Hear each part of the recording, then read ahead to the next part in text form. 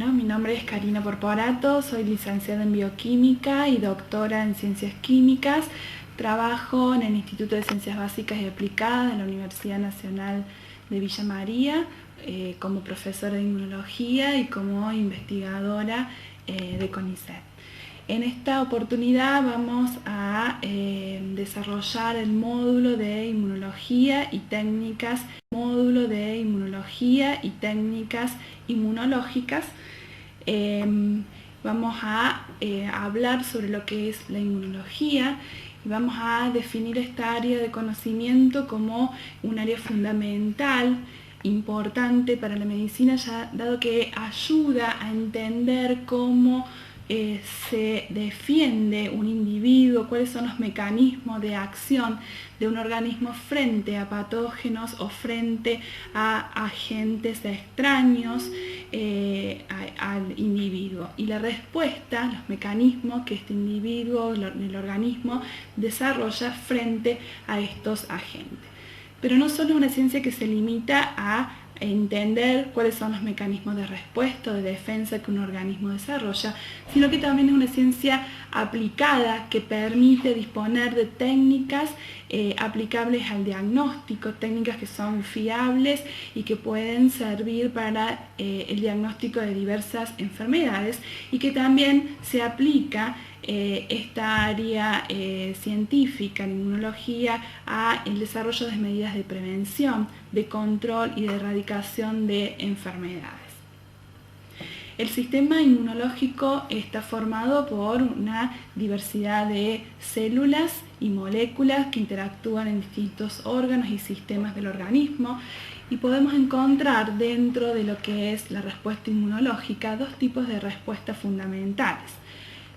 Hablamos de inmunidad innata o inmunidad no específica, aquella primer respuesta de defensa que desencadena un organismo frente a un agente extraño, como puede ser un patógeno.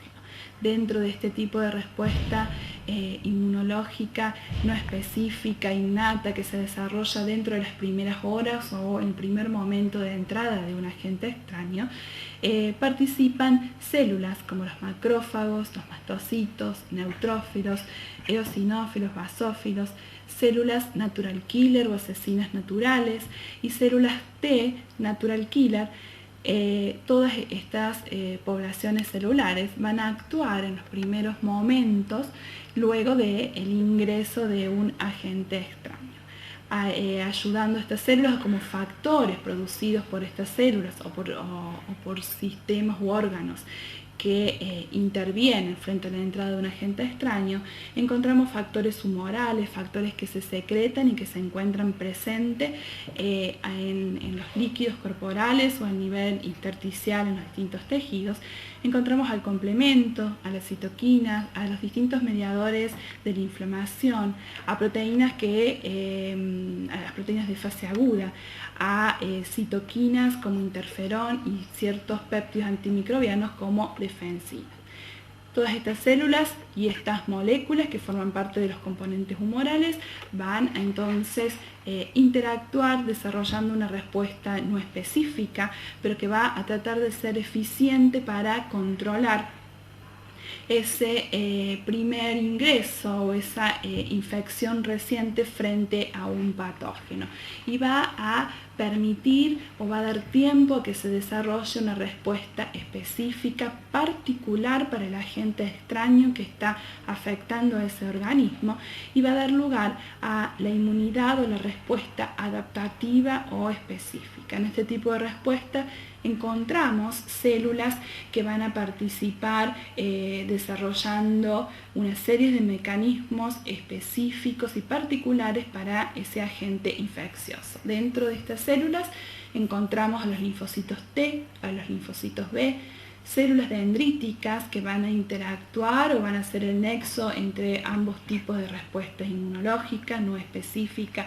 y específicas, y células reguladoras o células supresoras que van a poner un freno, un control en esta respuesta inmunológica.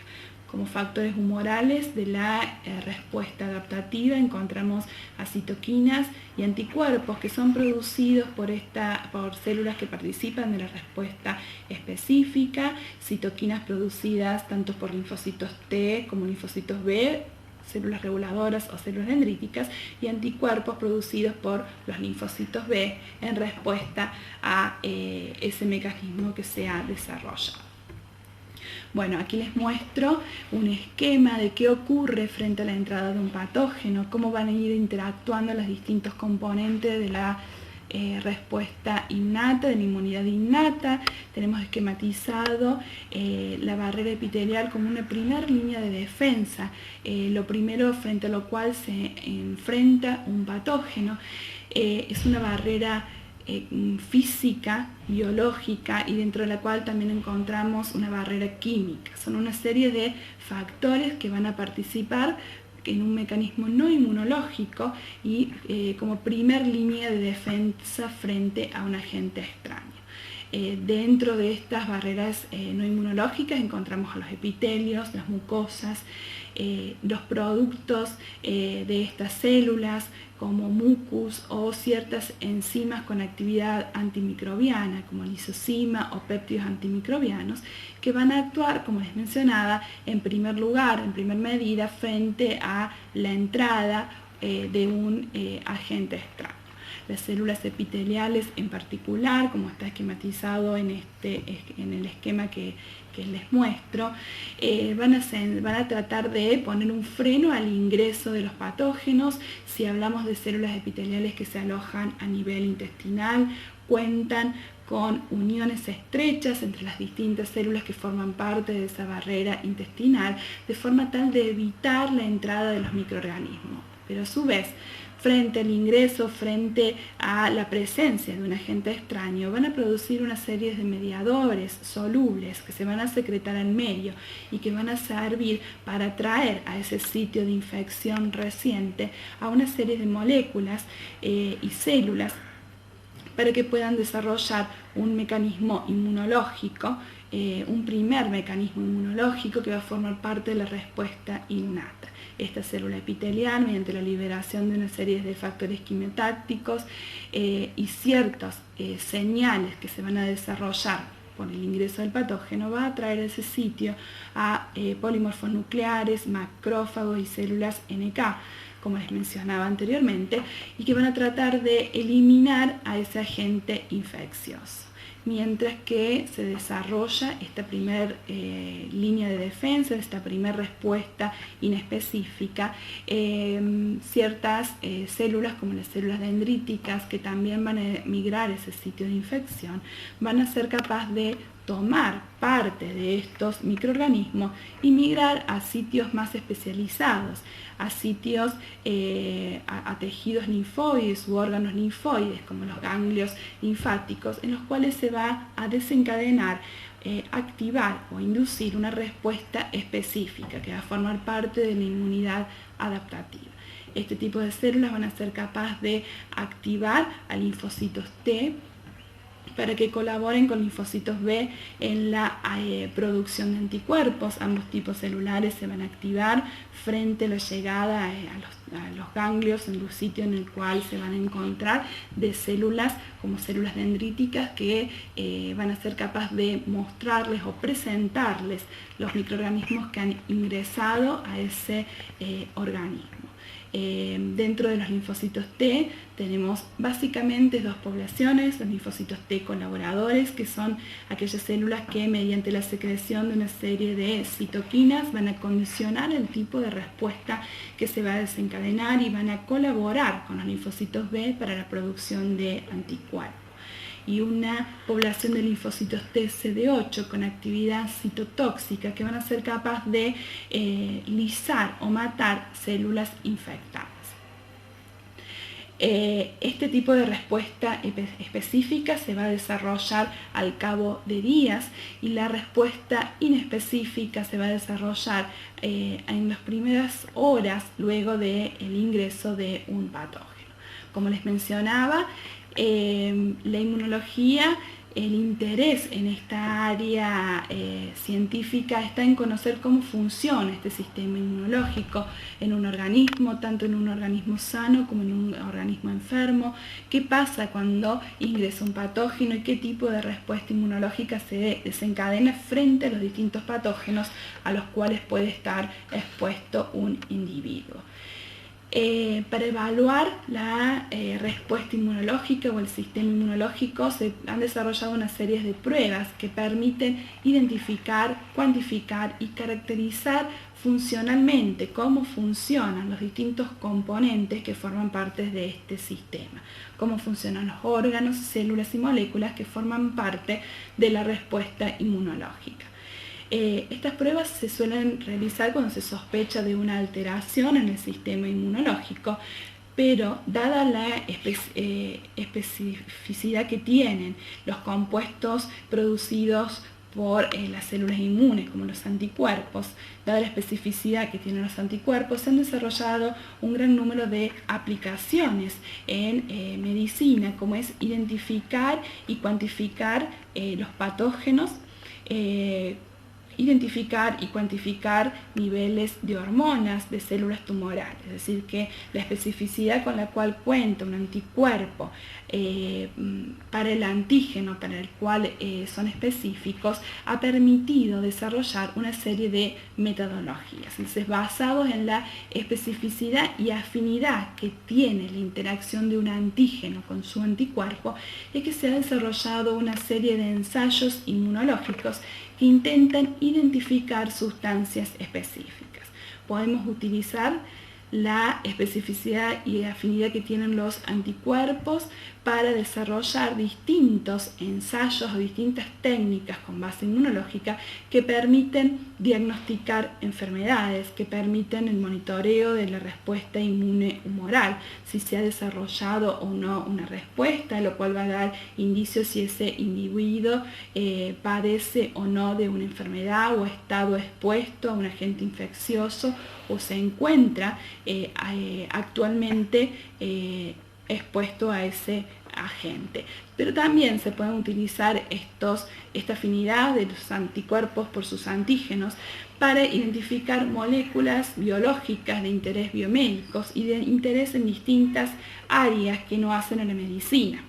Se han desarrollado distintos test o técnicas con base inmunológica utilizando anticuerpos que permiten identificar no solo moléculas biológicas de interés médico, sino también moléculas que encontramos presentes en alimentos y que nos va a hablar de contaminación o alteración a nivel de los alimentos, y también una serie de ensayos que permiten evaluar contaminación en distintas áreas, como pueden ser a nivel de agua o distintos recursos.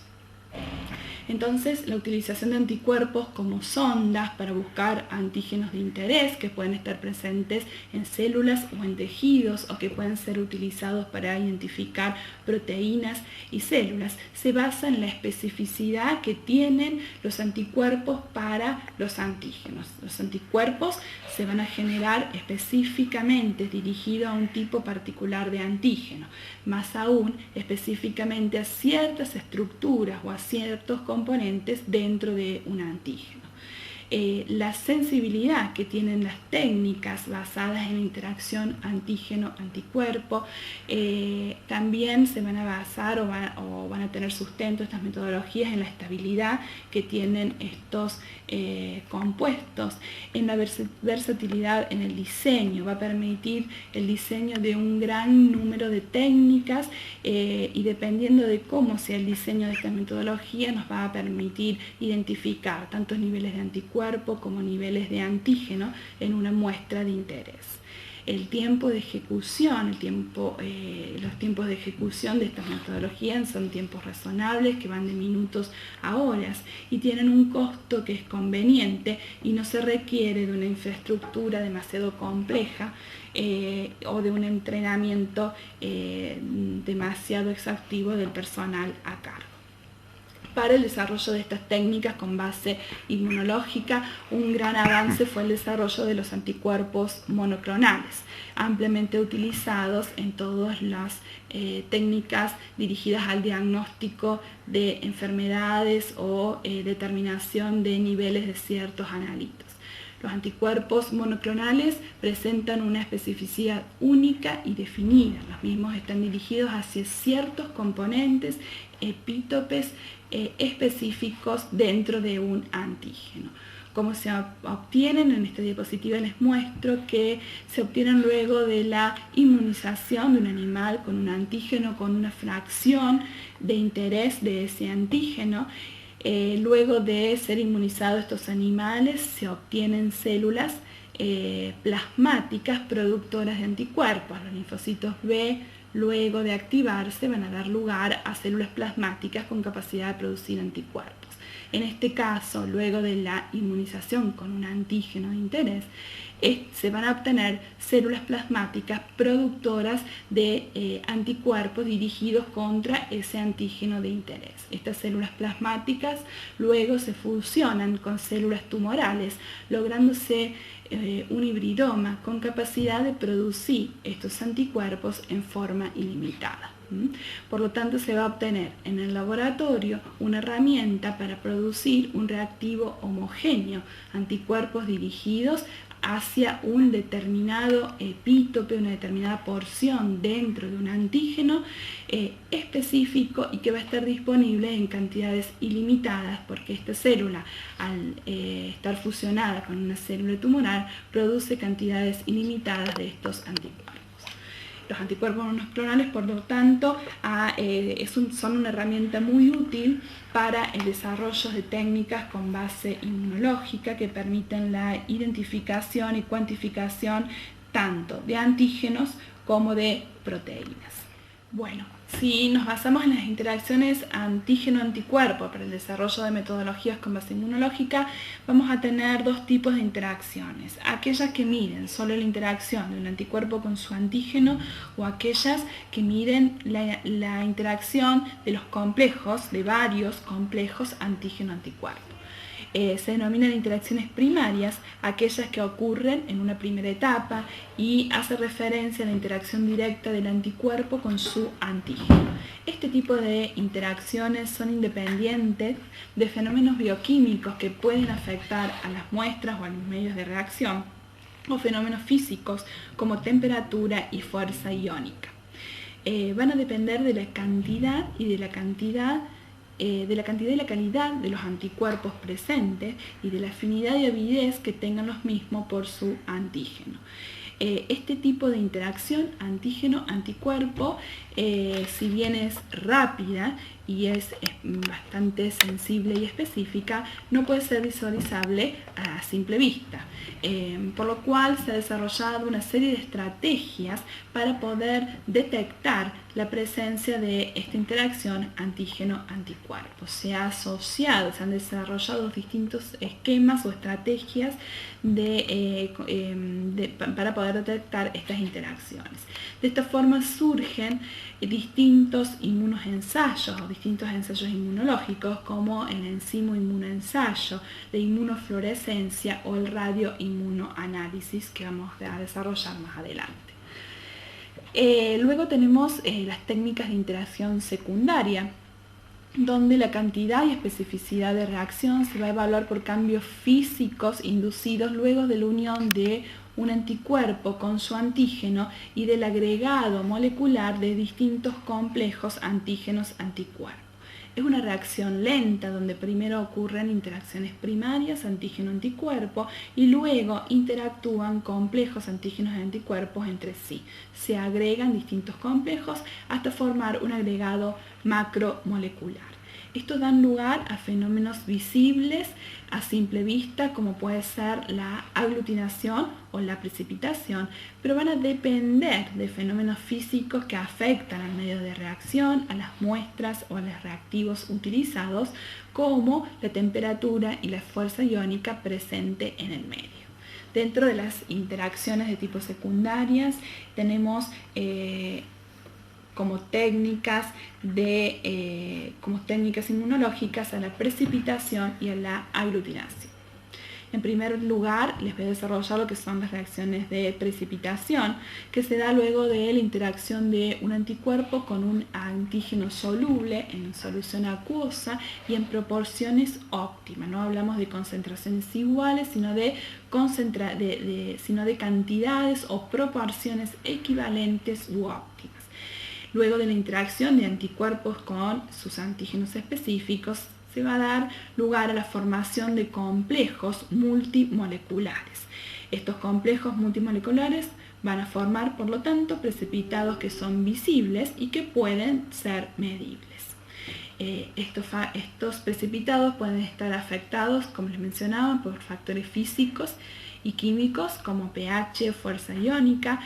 Van a estar afectados por las características de los inmunoreactantes. Este tipo de reacciones no puede desarrollarse con antígenos que sean monovalentes, que expresen un solo epítope, una sola porción que sea inmunogénica, y va a estar determinada también por la proporción relativa de antígenos y anticuerpos. Si alguno de los dos inmunoreactantes está en exceso o en defecto, el precipitado no va a poder desarrollarse. En las técnicas que se han desarrollado una serie de metodologías basadas en la precipitación, y algunas de ellas, o las más utilizadas, se han desarrollado utilizando medios como geles. Si la precipitación se desarrolla en geles, hablamos de métodos de inmunodifusión. En este caso, en medios con base de geles, anticuerpos y antígenos van a difundir uno hacia otro y van a precipitar en un punto de concentraciones óptimas o un punto de equivalencia. De esta forma, al observar la precipitación, vamos a poder determinar la presencia de algunos de los dos inmunoreactantes, de antígenos o anticuerpos, evaluar la pureza de una muestra, si existe más de un sistema antígeno-anticuerpo, por lo tanto vamos a obtener un valor cualitativo de lo que se está evaluando, y también nos permite cuantificar concentraciones o semi-cuantificar concentraciones de algunos de los inmunoreactantes como antígenos o anticuerpos. Los medios que se utilizan son medios gelificados como agar o gelatina para evitar disturbios ocasionados por las corrientes en el fluido. Las corrientes en los fluidos, al difundir antígenos y anticuerpos, pueden producir disturbios y entorpecer la precipitación, por lo cual puede verse dificultada la visualización de este fenómeno. El tamaño del poro del gel que se utilice va a ser tal de forma de retener a los inmunos complejos y facilitar la precipitación. Dentro de los métodos de inmunodifusión basados en la precipitación de antígenos y anticuerpos en geles, encontramos la inmunodifusión radial simple, la inmunodifusión radial doble y la inmunoelectroforesis. En primer lugar, les voy a contar cómo se desarrolla la inmunodifusión radial simple o técnica de Mancini. En esta metodología, uno de los inmunoreactantes difunde en forma radial luego de que se siembra en un orificio central, mientras que el otro componente se coloca disuelto en el gel a una concentración constante. En este ejemplo que les dejo en esta diapositiva, el antígeno se coloca en un reservorio central en el gel y se coloca en concentraciones constantes el anticuerpo incorporado en el agar. El antígeno va a difundir en forma radial y va a encontrarse con el anticuerpo específico que se encuentra incorporado en el agar, va a formar complejos antígenos-anticuerpos, los cuales van a ir interactuando entre sí y formando agregados macromoleculares, hasta precipitar en una zona de equivalencia, de concentraciones equivalentes. Aquí se observa el anillo de precipitación cuando ambos reactantes, antígenos y anticuerpos, encuentren la zona de equivalencia en sus concentraciones. Se puede determinar el diámetro del anillo de precipitación y de esa forma establecer la concentración del analito que se está analizando. cómo se obtiene la concentración del analito en estudio. En este caso les muestro un ejemplo utilizado para la cuantificación de inmunoglobulina G. Lo que se hace es se coloca anticuerpo en el agar, anticadena gamma en el agar, en concentraciones constantes en todo en el gel, y se van a realizar orificios en los cuales en primera medida se colocan diluciones seriadas de un testigo de concentración conocida, de un estándar de concentración conocida, y en otro de los reservorios se coloca la muestra en estudio, que en este caso va a tener el antígeno que vamos a estar evaluando. En este caso lo que se va a evaluar es la inmunoglobulina G. Y vamos a contar entonces en el agar con un anticuerpo anti-inmunoglobulina G. Se espera un tiempo determinado. Esta es una reacción lenta que transcurre luego de 24 o 48 horas. Luego de las 48 horas se determina el halo de precipitación, el diámetro del anillo de precipitación de los estándares, y se grafica la concentración de antígeno versus el diámetro al cuadrado de este anillo de precipitación para cada uno de los estándares testeados. Luego se calcula el diámetro de la muestra en estudio y se extrapola de la curva la concentración del analito que estamos evaluando. La concentración del antígeno que estamos estudiando, en este caso inmunoglobulina G, va a estar en relación con la medida del diámetro del anillo de precipitación. La inmunodifusión radial simple se aplica en la cuantificación de inmunoglobulinas, inmunoglobulina G, inmunoglobulina M, como también de componentes del complemento C3 y C4. O sea, esta metodología se aplica en el laboratorio clínico para la cuantificación de estos parámetros. Otra metodología basada en la inmunodifusión es la inmunodifusión radial doble, en la cual ambos reactantes, antígenos y anticuerpos, difunden en forma radial a través de un gel. Se realizan reservorios en el gel, en el cual se coloca en uno el anticuerpo y en el otro reservorio se coloca el antígeno. Las soluciones de reactantes, de antígenos y anticuerpos van a difundir en forma radial y se van a encontrar en una zona de concentraciones equivalentes y van a formar una línea de precipitación. La posición de esta línea de precipitación o el sitio en el cual se forma este precipitado va a depender de la concentración relativa de los reactantes. La distancia en la que una sustancia difunde tiene relación directa con su concentración. A mayor concentración va a difundir una mayor distancia y en una relación inversa con su peso molecular. A mayor peso molecular, menor va a ser la difusión de este reactante. Acá está esquematizado cómo se realiza la inmunodifusión radial doble. En uno de los reservorios se coloca en la solución con anticuerpo, que puede ser el suero en estudio, y en el otro reservorio se coloca la solución de antígeno, el cual muchas veces es un reactivo provisto por una firma comercial. Se observa el precipitado en la zona de equivalencia.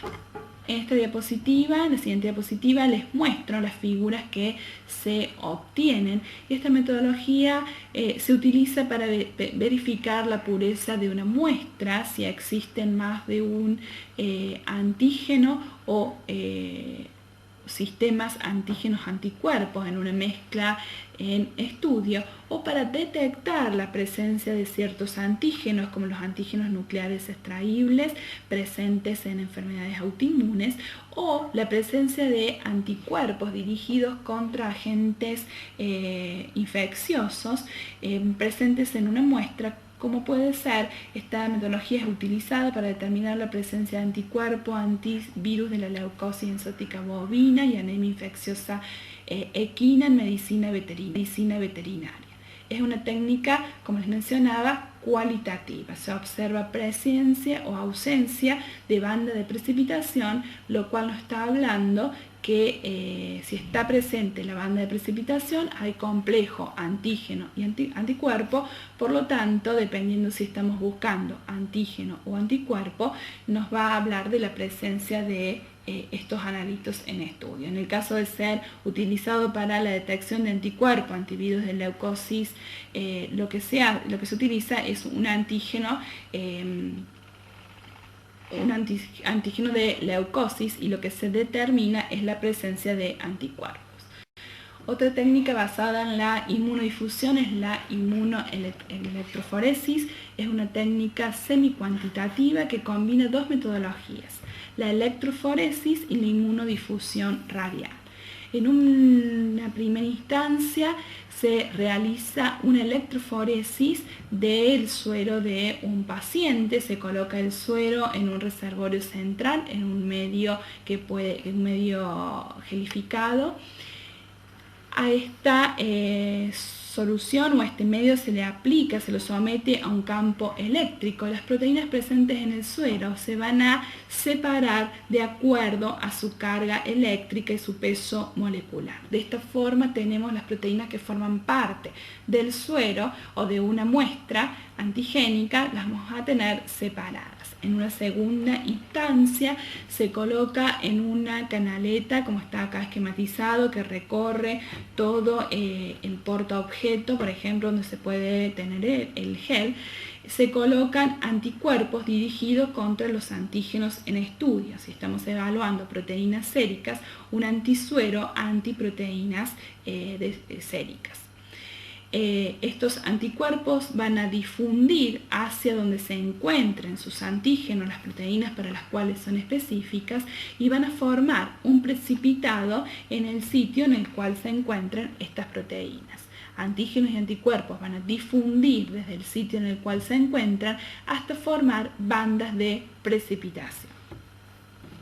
En la siguiente diapositiva tenemos algunas fotografías de distintas inmunoelectroforesis que se han desarrollado para determinar la presencia de inmunoglobulina A, G, M o cadena lambda y cadena kappa. Esta metodología se aplica en el diagnóstico de gamapatías y en el diagnóstico de inmunodeficiencias, donde puede estar ausente algunas de las inmunoglobulinas ensayadas. También sirve para investigar e identificar los componentes de una muestra antigénica. Estas metodologías que les mencionaba muchas veces son reemplazados, en algunos casos han sido reemplazados por inmunoensayos basados en la dispersión de la luz, como la turbidimetría y la nefelometría. Están basados en la formación de complejos antígenos, anticuerpos macromoleculares, pero lo que se determina es la luz no dispersada o dispersada. En esta diapositiva tenemos esquematizado el fundamento de la turbidimetría y la nefelometría. La luz incide sobre una muestra en la cual se colocaron antígenos y anticuerpos, una mezcla de antígenos a reaccionar, por ejemplo, con un suero de un paciente en el cual se quiere evaluar la presencia de anticuerpos específicos para ese antígeno.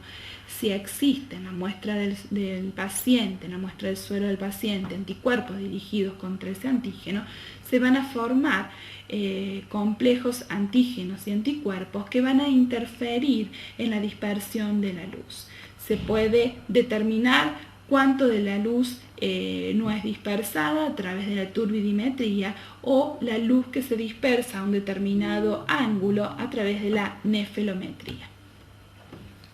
Entonces, por inmunoturbidimetría, cuando se pone a reaccionar suero y antígenos, se van a formar complejos insolubles que van a aumentar o van a alterar la turbidez de la solución. Y eso se puede determinar ópticamente con equipos especializados y se determina un valor de turbidez. La turbidez va a ser proporcional a la cantidad de proteínas o anticuerpos en la muestra en estudio. De esta forma se aumenta considerablemente la sensibilidad de la precipitación Y más aún si se utilizan anticuerpos unidos a partículas de látex, donde se obtienen agregados mayores. Esta metodología, la inmunoturbidimetría, se utiliza en la cuantificación de inmunoglobulinas y componentes del complemento. Luego, basados en las interacciones de reacción secundaria, basados en las interacciones secundarias, tenemos las reacciones de aglutinación. También el fundamento de esta metodología es la interacción secundaria in vitro de un antígeno, en este caso particulado, con un anticuerpo específico. Y lo que se observa es la formación de grumos en la solución o aglutinación. Es importante en este caso contar con antígenos particulados para poder observar aglutinación. Por lo tanto, podemos contar con dos tipos de metodologías. Una aglutinación directa, donde el antígeno está particulado, y esto es lo que este tipo de metodología se realiza cuando las células o partículas en estudios tienen el antígeno en forma intrínseca, como pueden ser bacterias que tienen en su superficie proteínas contra las cuales se dirigen los anticuerpos específicos de un individuo, parásitos o glóbulos rojos. Y también dentro de esta metodología encontramos la aglutinación indirecta, donde se cuentan con antígenos solubles, y lo que se ha desarrollado es una estrategia para transformar esos antígenos solubles en antígenos particulados, y lo que se hace es unirlos químicamente a partículas o células de forma tal que ese antígeno soluble pase a ser un antígeno particulado. Este tipo de reacción, la reacción de aglutinación, se puede desarrollar en forma cualitativa cuando ponemos a reaccionar el antígeno particulado y el suero y vemos presencia o ausencia de aglutinación. O se puede desarrollar en forma semi-cuantitativa cuando se hacen diluciones seriadas del suero en estudio. Y en ese caso obtenemos el título del suero que estamos evaluando. Recordemos que el título se va a determinar como la máxima dilución en la cual se observa aglutinación. Esta metodología va a estar interferida por exceso de alguno de los inmunoreactantes, como puede ser exceso de anticuerpo, que va a inhibir la aglutinación. Este tipo de metodología solo se va a aplicar al estudio de anticuerpos específicos de tipo IgM o IgG, ya que no todos los anticuerpos pueden aglutinar. Este tipo de metodologías son reacciones muy sensibles, baratas y simples y rápidas de realizar, por lo cual se utilizan como screening, como un primer ensayo para determinar la presencia de anticuerpos específicos. Dentro de la aglutinación tenemos distintos tipos de reacciones de aglutinación: la hemaglutinación, la aglutinación de bacterias, aglutinación directa y la inhibición de la aglutinación. Dentro de la aglutinación indirecta, que es la metodología que se utiliza para la detección de anticuerpos contra agentes infecciosos o para la detección de factor reumatoideo, se utilizan glóbulos rojos, hematíes o partículas de látex en los cuales se le pega o recubre químicamente con el antígeno y se pone a reaccionar una mezcla de antígeno particulado con el suero del paciente. En una primera etapa se da la interacción primaria antígeno y anticuerpo, y en una segunda etapa mucho más lenta se forma una red de complejos que aglutinan, y eso es lo que podemos visualizar. El resultado positivo es cuando se observa aglutinación, y un resultado negativo es cuando no se observa aglutinación. La presencia de aglutinación nos está hablando de que existe en la muestra de suero del paciente que estamos evaluando presencia de anticuerpos contra el antígeno en estudio. Esta metodología se aplica, como les mencionaba, en el diagnóstico en la detección de anticuerpos contra agentes infecciosos, como puede ser en brucelosis, como es la reacción de Hudson. Otra reacción de aglutinación es la inhibición de la aglutinación, que se utiliza para la detección de la gonadotrofina coriónica humana. En este caso, el reactivo se cuenta como reactivo a un antígeno particulado formado por una partícula a la cual se le adhiere gonadotrofina coriónica humana y anticuerpos dirigidos contra esta hormona. En primera medida se pone a reaccionar anticuerpos presentes en el kit diagnóstico antigonadotrofina coriónica humanas con muestras de orina del paciente en el cual vamos a estudiar o no la presencia de esta hormona. Luego, en un segundo paso, se colocan las partículas, el carrier, que contiene las partículas de antígeno que contienen también pegadas, unidos, gonadotrofina coriónica humana. Si en primer medida existe en la orina de la paciente esta hormona, va a interactuar con los anticuerpos del reactivo que hemos colocado y no va a quedar anticuerpo libre para reaccionar con las partículas. En este caso se observa ausencia de aglutinación, dado que el anticuerpo se ha pegado, se unió al antígeno presente en la orina y no puede pegarse, ya no queda anticuerpo para unirse a las partículas y no se va a observar aglutinación. Si en la orina de esta paciente no existe hormona, el anticuerpo presente en el reactivo se va a unir a las partículas y se va a observar aglutinación.